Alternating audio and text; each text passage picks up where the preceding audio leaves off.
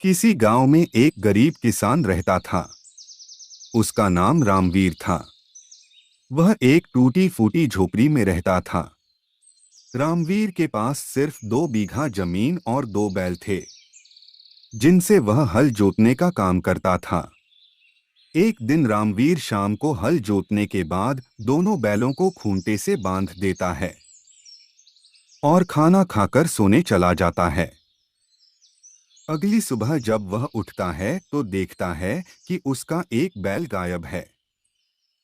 इस बात से परेशान होकर वह अपने बैल को ढूंढने के लिए निकल पड़ता है। काफी देर चलने के बाद उसे रास्ते में एक गुफा दिखाई देती है, जिसमें किसी के चिल्लाने की आवाज आ रही थी।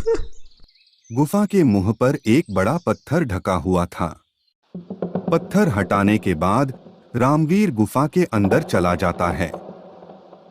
वहां पर उसे एक साधु दिखाई देता है, जो कि रस्सी से बंधा हुआ था।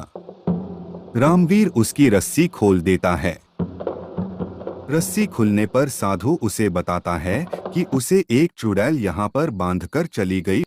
वह कल उसे खाने वाली है।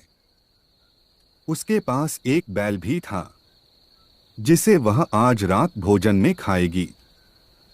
रामवीर ने साधु को बताया कि वह उसी का बैल है। रामवीर ने साधु की जान बचाई। इस बात से साधु बहुत खुश हुआ।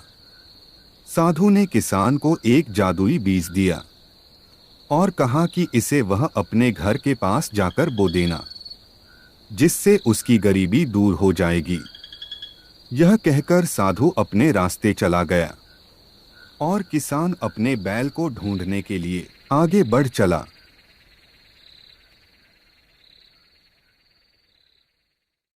कुछ दूर चलने के बाद उसे एक भयानक घर दिखता है।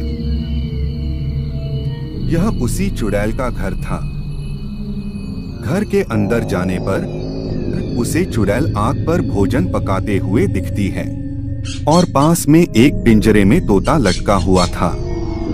रामवीर को देखकर चुड़ैल उस पर झपट पड़ती है और दोनों में लड़ाई होने लगती है।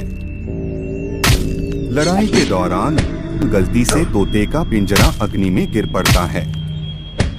अग्नि में गिरते ही तोता और चुड़ैल दोनों जलने लगते हैं। यह देखकर किसान समझ जाता है कि तोते में उसकी जान थी। चुड़ैल के मरने पर किसान अपना बैल लेकर वापस अपने घर आ जाता है। घर आने पर वह साधु के दिए हुए बीज बो देता है। कुछ समय बाद जब पेड़ बड़ा हो जाता है तो उस पर सोने के फल लगने लगते हैं, जिसे देखकर किसान खुश हो जाता है और उसकी गरीबी दूर हो जाती है।